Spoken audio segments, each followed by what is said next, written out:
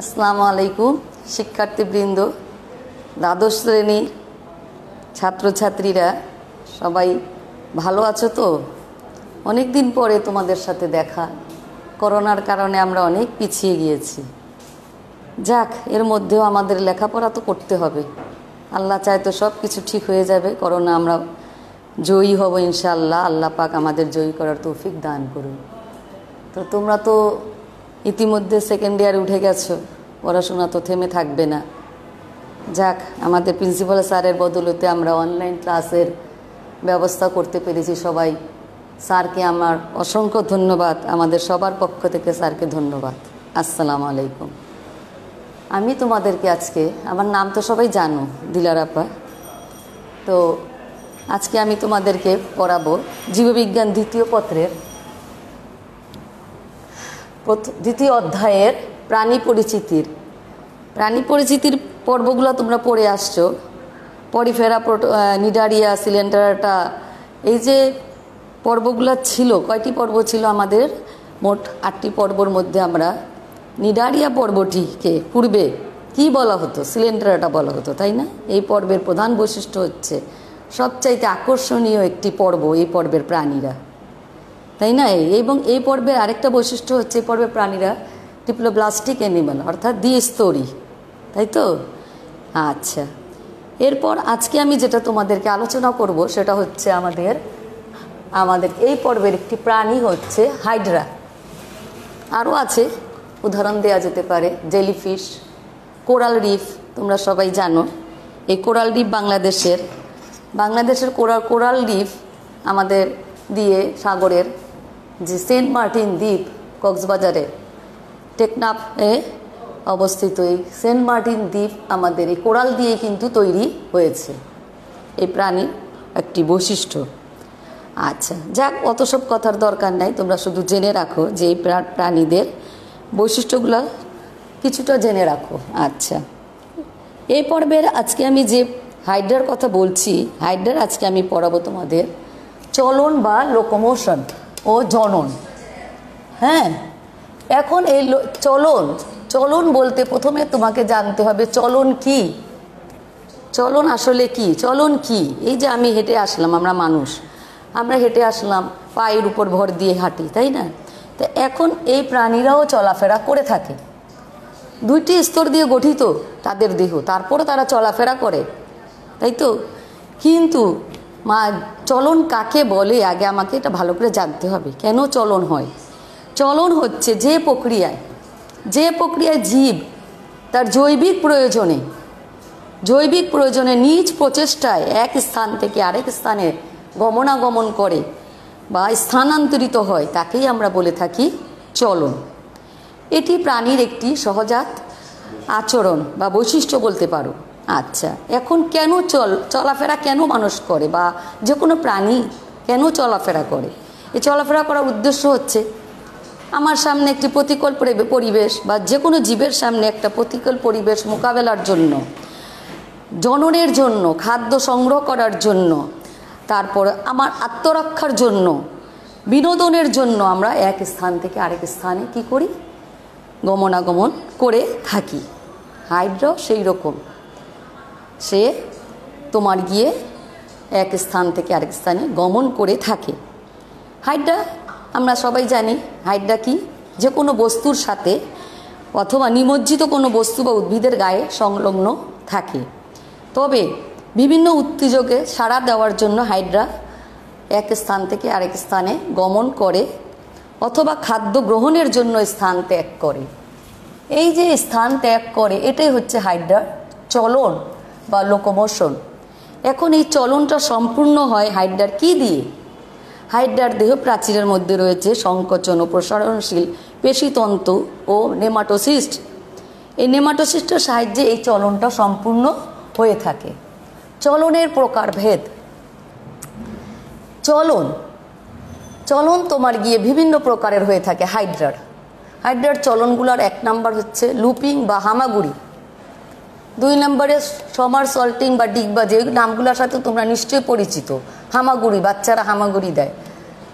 শিশু বয়সে ছোট ছোট বাচ্চারা আবার দেখা যাচ্ছে যে ডিগবাজি খেলা খেলে, তাই না? অর্থাৎ দেখতে হয়তো কিছুটা মিল আছে, যার জন্য এগুলোর নাম হয়েছে লুপিং বা হামাগুড়ি। সমারসল্টিং বা ডিগবাজি 3 নাম্বার হচ্ছে আমার গ্লাইডিং বা অ্যামিবয়েড চলন। অ্যামিবয়েড চলন তোমরা পড়ে এসেছো, ক্ষণপদের সাহায্যে যে চলনটা সম্পূর্ণ হয়। ভাষা ভেসে থাকে। তারপরে সাঁতার, হেঁচড়ানো, দেহের সংকোচন প্রসারণ এবং ক্রমসংকোচন। এই 8টি উপায়ে সাধারণত হাইড্রা কী করে থাকে? চলাফেরা করে থাকে। তো আজকে আমি যেটা তোমাদেরকে বলছি প্রথমেই হচ্ছে লুপিং। লুপিংয়ের চিত্রটা তোমরা দেখো, ভালো করে দেখো। হাইড্রা, একটি হাইড্রার ছবি দেখতে পাচ্ছ তোমরা। উপরে রয়েছে কোর্সিকা। এই কোর্সিকার মধ্যে রয়েছে কিন্তু গ্লুটিনেট নেমাটোসিস্ট কোষ, আর দেহখণ্ডের মধ্যে রয়েছে পেশি আবরণী কোষ, আর নিচে রয়েছে পদতল। এখন হাইড্রা যদি কোনো স্থানে যেতে চায় খুব লম্বা দূরত্ব অতিক্রম করার জন্য, খুব লম্বা দূরত্ব অতিক্রম করার জন্য হাইড্রা এই লুপিংয়ের মাধ্যমে চলাফেরা করে। তাহলে বুঝতে পেরেছো সবাই যে লম্বা দূরত্ব অতিক্রম করার জন্য হাইড্রা কী করে? লুপিংয়ের সাহায্যে চলাফেরা করে। তো প্রথমে এখানে এই প্রক্রিয়াটি 4টি ধাপে সে সম্পূর্ণ করে থাকে এই লুপিংটাকে। প্রথমে সে কী করে? ভিত্তির উপর দাঁড়িয়ে আছে, যে স্থানে সে যাবে, গমন করবে, সেই স্থানে দেহটাকে কি করে দেয়? তার এক পাশের দেহকাণ্ডের এক পাশটা কি করে দেয়? বাঁকিয়ে দেয়। যে পাশটাকে বাঁকিয়ে দেয় এই পাশের পেশি আবরণী কোষগুলো কি হয়ে যায়? সংকুচিত হয়ে যায়। এই দেহকাণ্ডের পেশি আবরণী কোষগুলো সংকুচিত। যদি এই পাশের কোষটা সংকুচিত হয়ে যায় তাহলে এই পাশের কোষটাই, এই যে বিপরীত দিকের দেহকাণ্ডের বিপরীত দিকের কোষগুলো কি হবে? প্রসারিত হয়ে যাবে। এই সংকোচন প্রসারণের ফলে হাইড্রার দেহ কি হয়ে গেল? বেঁকে গেল। কার উপর বেঁকে গেল? যে ভিত্তিটার উপর সে দাঁড়িয়েছিল তার দিকে বেঁকে গেল। এই যে দেখো, দেহ বেঁকে গেল। বেঁকে যাওয়ার পরে তোমার এই যে কোর্সিকাগুলো এই ভিত্তিটাকে আঁকড়ে ধরলো। কিসের মাধ্যমে আঁকড়ে ধরলো? তার সেই যে গ্লুটিনেট নেমাটোসিস্ট কোষ রয়েছে কোর্সিকার মধ্যে, এই কোর্সিকার যে গ্লুটিনেট নেমাটোসিস্ট কোষগুলো এই ভিত্তিটাকে কি করলো? শক্ত করে ধরে রাখলো। তো শক্ত করে ধরে রাখার পরে তোমার গিয়ে দেহকাণ্ডটা এর পরবর্তী ধাপে তোমার গিয়ে কি হচ্ছে? এই যে তার পদতল বা চাকতিটা কি হচ্ছে? হাইড্রার মৌখিক তলের নিকটে নিয়ে আসতো। দেখো এখানে দূরত্ব কতটুকু ছিল, আর এখানে দেখো একদম মৌখিক তলের বা কোর্সিকার কাছাকাছি নিয়ে আসলো। নিয়ে আসার পরে তোমার গিয়ে হাইড্রা এর পরবর্তীতে এখানে একটা লুপের মতো তৈরি হয়ে গেল। এরপর এই হাইড্রার যে কোর্সিকাগুলো আছে এই কোর্সিকাগুলো ভিত্তি থেকে কিছুটা আলগা হয়ে যাচ্ছে, বিযুক্ত হয়ে গিয়ে তোমার গিয়ে আবার সে দেহটাকে সোজা করে দাঁড় করিয়ে দিল। সোজা করে দাঁড় করিয়ে দিল। এইভাবে সে দেখো কতখানি দূরত্ব অতিক্রম করে ফেলল। সোজা হয়ে দাঁড়ায়, এইভাবে সে একটি গমন সম্পূর্ণ করলো। এই পদ্ধতিটাই হচ্ছে গিয়ে তোমার লুপিং চলন। আশা করি তোমরা লুপিংটা বুঝতে পেরেছো। আচ্ছা, তো ছবিগুলো তাহলে আমরা দেখতে পাচ্ছি পদ্ধতিটি কয়টি ভাগ হচ্ছে? 1, 2, 3, 4। ঠিক আছে। আচ্ছা, এবার আমরা চলে যাচ্ছি আমাদের 2 নাম্বারটা হচ্ছে কি আমার সমারসল্টিং বা ডিগবাজি। এটা অত্যন্ত একটি মজার মতো, বাচ্চারা ডিগবাজি খায়। মাথাটা নিচের দিকে যায়, আবার পাটা সামনের দিকে যায়। এইভাবে বাচ্চারা যেভাবে ডিগবাজি খায় সেই রকম। তো এই ডিগবাজি খেলার মতো সমারসল্টিংটা হচ্ছে এই ধরনের একটি চলন। তো এই চলনটা কখন হাইড্রা করে? হাইড্রা কখন করে? সাধারণ চলন বলতে পারো এটা হাইড্রার। আমরা যেরকম সাধারণ চলাফেরা করি সেরকম একটা সাধারণ চলন। আর তোমার গিয়ে এটা খুব দ্রুত চলন প্রক্রিয়া। আর এটা হচ্ছে গিয়ে তোমার গিয়ে লম্বা দূরত্ব অতিক্রম। লুপিংটা ছিল লম্বা দূরত্ব অতিক্রম করা চলন, আর সমারসল্টিংটা হচ্ছে সাধারণ চলন এবং দ্রুত চলন প্রক্রিয়া। এখানে হাইড্রা কি করে? এখানে হাইড্রা যখন যে স্থানে গমন করবে এই স্থানে তোমার করো দেহকাণ্ডের এই ভিত্তির উপর দাঁড়িয়ে থেকে সে দেহকাণ্ডের এক পাশের কোষগুলো কিছুটা সংকুচিত হয়ে যায়। সংকুচিত হওয়ার পরে অপর পাশের তোমার গিয়ে কোষ পেশি আবরণী কোষগুলো কি হয়ে যাবে? প্রসারিত হয়ে যাবে, যার ফলে কোর্সিকাগুলো এক পাশে ঝুঁকে আসছে। দেখো দেহটা এক পাশে, কোর্সিকা মুক্ত কোর্সিকাগুলো এক পাশে ঝুঁকে আসলো। এবং ঝুঁকে আসার পরে কর্ষিকাগুলা ভিত্তিটাকে কি করো, শক্ত করে ধরে রাখলো। কার মাধ্যমে ধরে রাখলো? এই যে এখানে যেরকম ছিল গ্লুটেন নেমাটোসিস্টের কারণে সে ভিত্তিটাকে শক্ত করে ধরে ফেললো। দেখতে পাচ্ছ? আচ্ছা, এরপর তোমার গিয়ে কি হলো দেখো, এখানে ডিগবাজির মতো মাথা, কিন্তু উপরটা মাথা, নিচে তোমার গিয়ে পা আমরা বলতে পারি। এখানে মাথা কি হয়ে গেল, নিচের দিকে চলে আসলো। 3 নম্বরে দেখো পাটাকে সে কি করলো, উপরের দিকে মুক্ত করে দিল। ঠিক ডিগবাজি যেভাবে খায় এইরকম পা উপরে, মাথা নিচের দিকে সে এখানে ধরে রাখলো। পাদচাকতিটাকে উপরের দিকে চলে গেল, পদতলটা। এখন 3 নম্বরে দেখো, 3 নম্বরে এখানে তোমার গিয়ে কি হচ্ছে, এখানে হাইড্রার যে কর্ষিকাগুলা ছিল সেটা ভিত্তি থেকে বিযুক্ত হয়ে গেল। ভিত্তি থেকে বিযুক্ত হয়ে সে আবার সোজা হয়ে কি হলো, দাঁড়ালো। সোজা হয়ে দাঁড়ালো, পদতলটা ভিত্তির উপর দাঁড়িয়ে আছে এবং সে আবার পদচাকতির উপর ভর দিয়ে, যে পদচাকতি, এই পদচাকতির উপর ভর দিয়ে সে আবার দাঁড়িয়ে গেল। এইভাবে হাইড্রা তার চলন সম্পূর্ণ করলো। এখানে আমাদের দেখতে পাচ্ছি 1 2 3 4 5টি ধাপে সে এই চলন প্রক্রিয়াটি সম্পূর্ণ করলো। কি শিক্ষার্থীবৃন্দ, তোমরা কি বুঝতে পেরেছো? সমারসল্টিং চলনটা মজার না? খুবই মজার। তাহলে আমরা দেখলাম এখানে লুপিং হচ্ছে, তোমার গিয়ে হামাগুড়ি দেয়, বাচ্চারা যেরকম শিশু বয়সে হামাগুড়ি দেয়, হামাগুড়ির মতো। আর এটা হচ্ছে গিয়ে ডিগবাজির মতো, খুবই মজার। আচ্ছা, তাহলে আমরা 2টা চলন কমপ্লিট করেছি। এবার আমি চলে যাব আমাদের 3 নম্বর চলন। 3 নম্বর চলনটা হচ্ছে আমার গ্লাইডিং বা অ্যামোবেট চলন। গ্লাইডিংটা হচ্ছে তোমার গিয়ে এখানে হাইড্রা কি করে, এখানে হাইড্রার পদতলে, এই যে একটা যে কোনো হাইড্রার মনে করো পদতল থেকে কিছু তোমার গিয়ে পদতলের বহিতকীয় কোষগুলো থেকে, পদতলের যে বাহিরের দিকে যে কোষগুলো আছে এই কোষগুলো থেকে কিছুটা তোমার গিয়ে কোষগুলো থেকে এক ধরনের পিচ্ছিল রস ক্ষরণ হয়। তো পিচ্ছিল রস যখন ক্ষরণ হয় তখন সেই স্থান থেকেই তোমার কিছু কোষ, ক্ষণপদ যেরকম অ্যামিবার বের হয় ঠিক সেরকম ক্ষণপদীয় প্রক্ষিপ্ত কোষীয় ক্ষণপদের অ্যামিবিয়েট চলনের সাহায্যে দেহটা এগিয়ে সামনের দিকে এগিয়ে যায়। তবে এখানে একটা পার্থক্য হচ্ছে, এই পদ্ধতিতে অ্যামিবা খুব ধীর গতিতে সামান্য স্থান অতিক্রম করতে পারে। অর্থাৎ এখানে আমরা অ্যামিবার চলন ক্ষণপদের সাহায্যে যেরকম পড়েছিলাম, এখানে হাইড্রাও সেই রকমই তোমার গিয়ে ক্ষণপদের অ্যামিবিয়েট চলনের সাহায্যে তার দেহটাকে ধীর গতিতে এক স্থান থেকে আরেক স্থানে স্থানান্তরিত করে, তবে খুব ধীর গতিতে এবং সামান্য স্থান অতিক্রম করে থাকে। ঠিক আছে, তাহলে গ্লাইডিংটা আমরা শিখেছি। এবার আমি চলে যাব আমাদের 4 নম্বর হচ্ছে আমার ভাষা। ভাষা মানে কি? ভেসে থাকা, পানির উপরে ভেসে থাকা।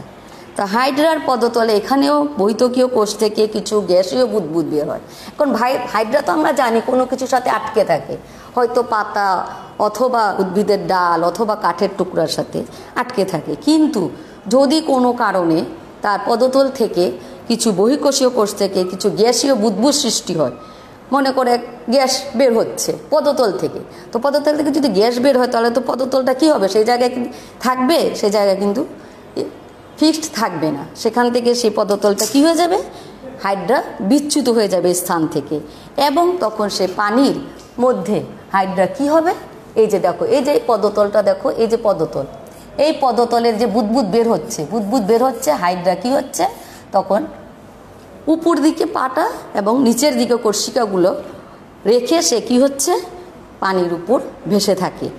এবং এখানে যে বুদবুদগুলা সৃষ্টি হয়, এই বুদবুদগুলা অনেকটা ভেলার মতো চারপাশে ছড়িয়ে গেলে এক ধরনের আলোড়ন সৃষ্টি হয় পানির মধ্যে, এবং আলোড়ন সৃষ্টি হলে ঢেউর সৃষ্টি হবে, আর ঢেউর সাথে সাথে হাইড্রা এক স্থান থেকে আরেক স্থানে ভেসে যায়।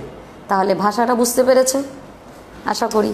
ঠিক আছে, এরপর আমি চলে যাব আমাদের ভাষার পরে সাঁতার কাটা। আমরাও সাঁতার কাটি, সবাই জানো কীভাবে সাঁতার কাটি আমরা, হাত দিয়ে, তাই না? মানুষ কি দিয়ে সাঁতার কাটে? হাত দিয়ে, পা দিয়ে, তাই না? তো ওদের তো অঙ্গ কি, কর্ষিকা দিয়ে। তো ওরা কি করে আমাদের মতোই, কর্ষিকা দিয়ে পানির মধ্যে সে কি করে, দেখো এই যে কোর্সিকাগুলো এখানে দেখো সাঁতার কাটতেছে হাইড্রা। এই কোর্সিকা দিয়ে যেখানে সে ফিক্সড থাকে, যে কোনো বস্তুর সাথে যখন সে থাকে ফিক্সড থাকে, হাইড্রা আটকানো থাকে, সেই স্থানটা থেকে সে তার পদতলটা বিচ্যুত হয়ে যায়। বিচ্যুত হয়ে সে কোর্সিকাগুলো দিয়ে সামনের দিকে পানিটাকে কি করতে থাকে, আন্দোলিত করতে থাকে, এভাবে আন্দোলিত করতে থাকে এবং দেহকে ভিত্তু থেকে মুক্ত করে হাইড্রা সামনের দিকে সাঁতার কাটতে পারে সহজেই। ঠিক আছে, সাঁতার কাটাটা ঠিক আমাদের মতোই। আচ্ছা, এবার আমি চলে যাব আমাদের আরেকটা হচ্ছে আমাদের হেঁচড়ানো। হেঁচড়ানো বা আরোহণ, তোমরা মাঝে মাঝে ছবিতে দেখে থাকো বানর এক গাছ থেকে আরেক গাছে কিভাবে যায়। বানর যায় হাত দিয়ে এক গাছ থেকে আরেক গাছের ডালে গিয়ে আটকে থাকে এবং মুঠটাকে শক্ত করে ধরে, তাই না? মুঠটাকে শক্ত করে ধরে এবং স্থান চ্যুত হয়, এক জায়গা থেকে আরেক জায়গায় চলে গেল, দূরত্ব অতিক্রম করলো। এই বানরের যে এক জায়গা থেকে আরেক জায়গায় যে চলে যাচ্ছে আমরা কিন্তু সবাই মোটামুটি এটা জানি। তা হাইড্রা ঠিক সেই একই পদ্ধতিতে হেঁচড়ানো প্রক্রিয়ায় হাইড্রা কি হচ্ছে, হাইড্রা এক জায়গা থেকে আরেক জায়গায় চলে যাচ্ছে। এখানে কোর্সিকাগুলো তোমার গিয়ে হাতের কাজ করে। দেখো এখানে সে এক জায়গায় দাঁড়িয়েছিল, সেখান থেকে সে কি করলো, একটা ডালকে শক্ত করে ধরলো কোর্সিকা দিয়ে, ধরে যে জায়গায় ভিত্তিতে ছিল সেই ভিত্তিটা আলগা হয়ে গেল এবং তারপর কি হলো, তারপর সে কোর্সিকাগুলো দিয়ে ডালটাকে মজবুত করে ধরলো। তারপর তোমার গিয়ে অন্য আরেকটা স্থানে গিয়ে সে তার পদতলটাকে স্থাপন করলো। এটাকে আমরা বলতে পারি, কি বলতে পারি, হেঁচড়ানো। আচ্ছা, তাহলে হেঁচড়ানোটা কিসের মতো বলা যায়, বানর এক গাছ থেকে আরেক গাছে যেভাবে লাফায়, এটা মনে রাখবা, ঠিক সেই পদ্ধতিটাই হচ্ছে হেঁচড়ানো। এবার আমি চলে আসছি আমার আরেকটা পদ্ধতি হচ্ছে হাইড্রার, তোমার গিয়ে হেঁচড়ানোর পরে তোমার গিয়ে আরেকটা পদ্ধতি হচ্ছে নতমুখী চলন। এখানে আমি নতমুখী চলনটা হেঁচড়ানোর পরে নতমুখী চলন,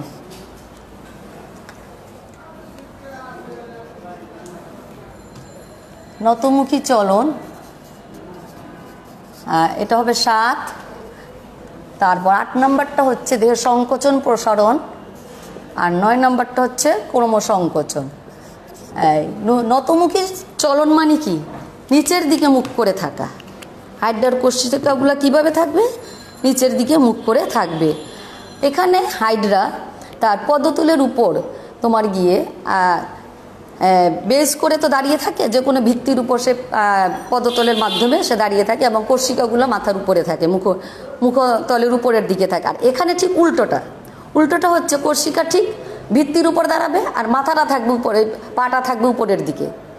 এখানে সে কোর্সিকাগুলোকে কী হিসাবে ব্যবহার করে, পায়ের মতো সে ব্যবহার করে। কোর্সিকাকে ভিত্তির উপর শক্ত করে ধরে রেখে সে এইভাবে আস্তে আস্তে কোর্সিকা দিয়ে এক জায়গা থেকে আরেক জায়গায় সে কি হচ্ছে, গমন করছে এবং মাথাটা থাকে তার ঠিক উপরের দিকে। এই যে দেখো নতমুখী চলন, এখানে কোর্সিকা পায়ের মতো কাজ করে, সে পা দিয়ে এক জায়গা থেকে আরেক জায়গায় যাচ্ছে আর মাথাটা থাকছে উপরের দিকে। উল্টোভাবে ধীরে ধীরে সে এখানে চলে থাকে, দেহটাকে পুরো উল্টো করে দিচ্ছে। অর্থাৎ নতমুখী চলনে দেহ থাকবে কিভাবে, উল্টোমুখী হয়ে থাকে। ঠিক আছে, তাহলে আমরা নতমুখীটা শিখে ফেললাম। এবার আমি চলে যাব আমাদের 8 নম্বরটা হচ্ছে দেহের সংকোচন। সংকোচন হচ্ছে, আমি তো আগেই তোমাদের বলেছি, হাইড্রা চলাফেরা করে থাকে কিসের মাধ্যমে, তোমার গিয়ে আমরা বলেছিলাম পেশি আবরণী কোষ। এই পেশি আবরণী কোষগুলো অনেক সময় দেখা যাচ্ছে যে কখনো সংকুচিত হচ্ছে হাইড্রার দেহ প্রাচীরের, কখনো আবার প্রসারিত হচ্ছে, একবার বড় হচ্ছে আবার একবার ছোট হচ্ছে। এই ছোট বড় সংকোচন প্রসারণের ফলে দেহটা কখনো খাটো হচ্ছে কখনো লম্বা হচ্ছে। এই খাটো লম্বার ফলে হাইড্রা দেহের মধ্যে এক ধরনের চলাচলের সৃষ্টি হয়, এভাবেও সে এক স্থান থেকে আরেক স্থানে গমন করে থাকে। এরপর সব শেষে যেটা আসছে সেটা হচ্ছে ক্রমসংকোচন।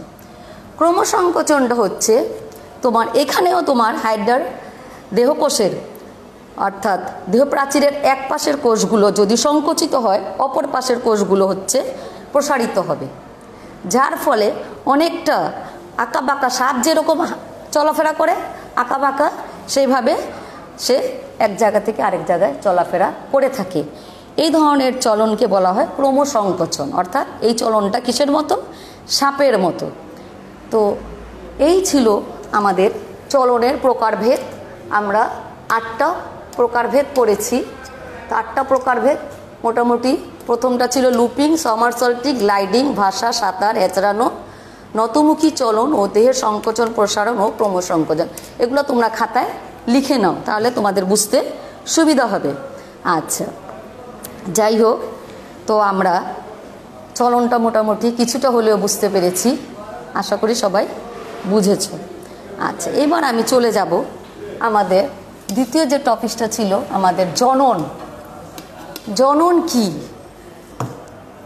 জননটা হচ্ছে, তোমরা সবাই জানো, জীবের যে প্রধান বৈশিষ্ট্য হলো একটি জীব তারই মতো আরেকটা জীবের জন্ম দেয়, নয়তো পৃথিবীতে জীবের কিছু থাকতো না, জীব ধ্বংস হয়ে যেত, থাকতো জীব বিলুপ্ত হয়ে যেত। যে কোনো জীব তারই মতো আরেকটা জীবের জন্ম দিচ্ছে। অর্থাৎ জনন বলতে আগে আমরা বুঝবো যে জীবের জনন বলতে আমরা কি বুঝি। জনন হচ্ছে যখন কোনো জীব নতুন জননক্ষম আরেকটি জীবের, তারই মতো আরেকটি জীবের জন্ম দেয়, এই প্রক্রিয়াকেই আমরা বলে থাকি তোমার গিয়ে জনন। জনন অর্থ রিপ্রোডাকশন। তো এই জনন প্রক্রিয়ায় অনেক সময় দেখা যায় যে এই জনন তোমার গিয়ে নিম্ন শ্রেণীর জীবগুলোতে দেখা যাচ্ছে জনন যে কোনো দেহ থেকেই, একটা দেহ থেকেই আরেকটা দেহের তারই মতো জন্ম হচ্ছে। আবার দেখা যাচ্ছে যে একই প্রজাতির দুইটি ভিন্ন গ্যামেট সৃষ্টির মাধ্যমে একই প্রজাতির দুটি ভিন্ন প্রাণীর একটা পুং গ্যামেট সৃষ্টি করে আর একটা স্ত্রী গ্যামেট সৃষ্টি করে। পুং গ্যামেট স্ত্রী গ্যামেটের মিলনের মাধ্যমে নতুন আরেকটা জীবের জন্ম হয়। অর্থাৎ এখানে একই প্রজাতির দুটি প্রাণীর দরকার। আর একটা হচ্ছে একই একটি প্রজাতি থেকেই তোমার নতুন একটি জীবের জন্ম হচ্ছে। তাহলে আমরা দেখতে পাচ্ছি জনন কয় প্রকারের হয়? জনন 2 প্রকারের হচ্ছে। জনন এখানে আমরা লিখতে পারি জনন 2 প্রকার। 1 নম্বর হচ্ছে অযৌন জনন, আর 2 নম্বরটা হচ্ছে যৌন জনন। আচ্ছা, অযৌন জননে একই প্রজাতির আরেকটি জীবের কোনো প্রয়োজন নেই, কিন্তু যৌন জননের একই প্রজাতির দুটির জীবের দরকার আছে। আচ্ছা, এখানে অযৌন জনন বলতে আমরা কি বুঝি? অযৌন জনন বলতে আমরা বুঝি যে গ্যামেট উৎপাদন বা তাদের মিলন ছাড়াই যে জনন সম্পাদিত হয় তাকেই আমরা অযৌন জনন বলে থাকি। এই পদ্ধতিতে একটি মাত্র জনিতা থেকে নতুন জীবের জন্ম হয়, একটি মাত্র। আচ্ছা, এখানে হাইড্রা 2 ভাবে জনন সম্পূর্ণ করে। অযৌন জনন প্রক্রিয়া 2 রকমের হয়ে থাকে। একটা হচ্ছে তোমার গিয়ে মুকুলোদ্গম, আর একটা হচ্ছে, এখানে অযৌন জনন প্রক্রিয়াকে আমরা 2 ভাগে দেখেছি, মুকুলোদ্গম আর একটা হচ্ছে বিভাজন। বিভাজনটাকে আবার 2 ভাগে ভাগ করা হয়েছে, একটা হলো অনুদৈর্ঘ্য বিভাজন আর একটা হচ্ছে অনুপ্রস্থ বিভাজন। এখন আমি প্রথমে আলোচনা করব তোমাদের সাথে মুকুলোদ্গম বলতে আমরা কি বুঝি। মুকুল কথাটার সাথে তোমরা সবাই কম বেশি পরিচিত, আম গাছে মুকুল এসেছে। তো এইরকম একটি হাইড্রা তোমার গিয়ে, এই হাইড্রা এই অযৌন প্রজননটাই হচ্ছে গিয়ে তোমার গিয়ে একটি স্বাভাবিক প্রক্রিয়া। সাধারণত বছরের সব ঋতুতেই কম বেশি, গ্রীষ্মকালে খাদ্য সবচাইতে বেশি সরবরাহ থাকায় এই প্রক্রিয়াটি, অযৌন জননের মুকুলোদ্গম প্রক্রিয়াটি বেশি ঘটে থাকে এবং এটি বেশ কয়েকটি ধাপেও সম্পূর্ণ হয়। আচ্ছা, এই প্রক্রিয়ার শুরুতেই তোমার গিয়ে দেহের নিম্নাংশ বা মধ্যাংশ থেকে, এই যে দেখো এখানে একটি প্রক্রিয়ার আমার চিত্র দেওয়া আছে, এই প্রক্রিয়াটিতে তোমার গিয়ে এই যে নিম্নাংশ অথবা মধ্যাংশ থেকে একটি স্ফীত অংশ দেখা যাচ্ছে। এই স্ফীত অংশটা কি নিয়ে গঠিত হয়? এই স্ফীত অংশ একটি দেখা যাচ্ছে, এই স্ফীত অংশটি গঠিত হয় দেহের নিম্নাংশ অথবা মধ্যাংশের এপিডার্মিসের ইন্টারস্টেশিয়াল কোষ। কি না? এপিডার্মিসের ইন্টারস্টেশিয়াল কোষ। এই কোষটা দ্রুত বিভাজিত হয়ে একটি স্ফীত অংশ তৈরি করে। এই যে এই জায়গাটা যে তৈরি হয়েছে, স্ফীত জায়গাটা দেখো, হাইড্রার দেহ তো সমান, তাই না? মাঝখানটা একটু মোটা, উপরে নিচে চাপা, কিন্তু এই জায়গাটা কিছুটা স্ফীত হয়ে গেছে। এই হাইড্রার এপিডার্মিসে ইন্টারস্টিশিয়াল কোষের দ্রুত বিভাজনের ফলে এই জায়গাটা দেখো স্ফীত আকার ধারণ করেছে। এই স্ফীত আকার ধারণ করা অংশটিতে একটি তোমার গিয়ে কিছুটা ফাঁপা বড় যখন হয় তখন এটি নলাকার থাকে। এই ক্রমশ বড় হয় এবং ফাঁপা ও নলাকার মুকুলে পরিণত হয়। এতে কি থাকে? এতে থাকে এপিডার্মিস, এতে থাকে এপিডার্মিস, এতে থাকে মেসোগেলিয়া, এতে থাকে গেস্ট্রোডার্মিস। বুঝতে পেরেছ? আচ্ছা, এখন এই মাতৃহাইড্রার ভিতরে কি থাকে? সিলেন্ট্রন থাকে। সিলেন্ট্রনটা কি হচ্ছে? ভিতরে তো সিলেন্ট্রন, ফাঁকা জায়গাটা। এই সিলেন্ট্রনটা কি হয়? এই মুকুলের কেন্দ্রের দিকে গমন করে। যখন মুকুলের কেন্দ্রের দিকে গমন করে তখন এটা কি হচ্ছে? তোমার গিয়ে মাতৃহাইড্রা থেকে পুষ্টি গ্রহণ করে ধীরে ধীরে বড় হয় এবং এর শীর্ষ প্রান্তে গঠিত হয় মুখছিদ্র আর টেন্টিকল বা কর্ষিকা উৎপন্ন হয়। এই কর্ষিকাগুলো ধীরে ধীরে বড় হয়। যখন পরিপক্ক মুকুলটা হয়ে যায় তখন কি হবে? যে জায়গাটাতে এই স্ফীত অংশটা হয়েছিল সেই জায়গা একটি বৃত্তাকার খাঁজের সৃষ্টি হয়। আস্তে আস্তে বৃত্তাকার খাঁজটি তোমার গভীর হয়ে যায়। এই বৃত্তাকার খাঁজটি গভীর হয়ে গিয়ে এই তোমার গিয়ে শিশু হাইড্রাকে এখান থেকে তোমার গিয়ে কি মুক্ত করে দেয়। যখন শিশু হাইড্রা এখান থেকে মুক্ত হয়ে যায় বা বিচ্ছিন্ন হয়ে যায় তখন সে তার এখানে কিন্তু কোনো পদতল নাই, তখন সে কোনো স্থানে বা ভিত্তির মধ্যে দাঁড়িয়ে তার এই জায়গাটায় পদতল তৈরি হয়। পদতল তৈরি হয়ে সে কোনো অবলম্বনকে ঘিরে আবার সে একটি ছোট্ট শিশু থেকে আবার বড় হাইড্রায় পরিণত হয়। এইভাবে হাইড্রা যে মুকুলোদ্গম প্রক্রিয়ায় একটি নতুন স্বাধীনভাবে জীবনযাপন করতে থাকে এবং এই জীবনযাপন করতে তার সময় লাগে কত? 3 সপ্তাহ সময় লেগে যায় মুকুলোদ্গম প্রক্রিয়া। আচ্ছা, 2 নাম্বারটা ছিল আমার বিভাজন। বিভাজন প্রক্রিয়াটা হচ্ছে অনুদৈর্ঘ্য বিভাজন বা অনুপ্রস্থ বিভাজন। হ্যাঁ, আচ্ছা, তো আমি এখন তোমাদেরকে অনুদৈর্ঘ্য বিভাজন এবং তোমার অনুপ্রস্থ বিভাজন খুবই হাইড্রার এই অনুদৈর্ঘ্য বিভাজন অনুপ্রস্থ বিভাজন খুবই চমৎকার। যে হাইড্রার আমরা অনেকে শুনেছি যে হাইড্রার কোনো মৃত্যু নেই, স্বাভাবিক মৃত্যু নেই। কারণ সে যদি কোনো কারণে একটি হাইড্রা মনে করো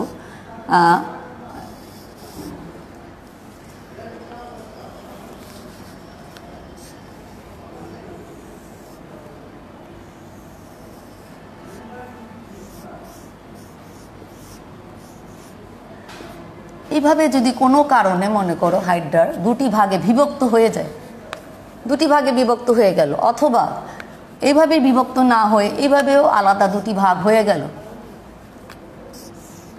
হ্যাঁ, তখন এক একটি হাইড্রা থেকে এই 2টা খণ্ড থেকে তোমার গিয়ে 2টা হাইড্রার জন্ম হবে।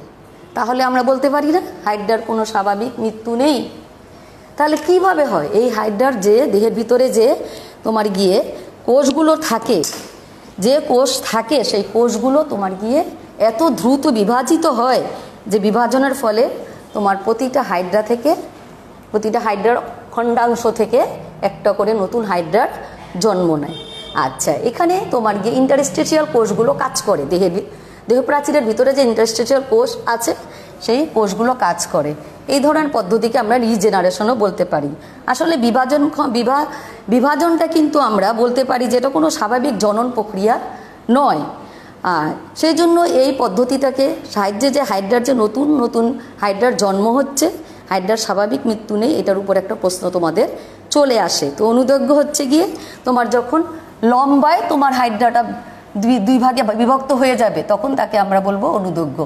আর যখন আমরা প্রস্থে যখন 2 ভাগ হবে তখন তাকে আমরা বলবো অনুপ্রস্থ বিভাজন। তো যাই হোক, আমরা মোটামুটি লোকোমোশন এবং রিপ্রোডাকশন দুটোই হাইড্রার পড়েছি। আশা করি তোমরা বুঝতে পেরেছো। আবার ইনশাল্লাহ তোমাদের সাথে হয়তো দেখা হতে পারে। আচ্ছা, আসসালামু আলাইকুম, ধন্যবাদ সবাই।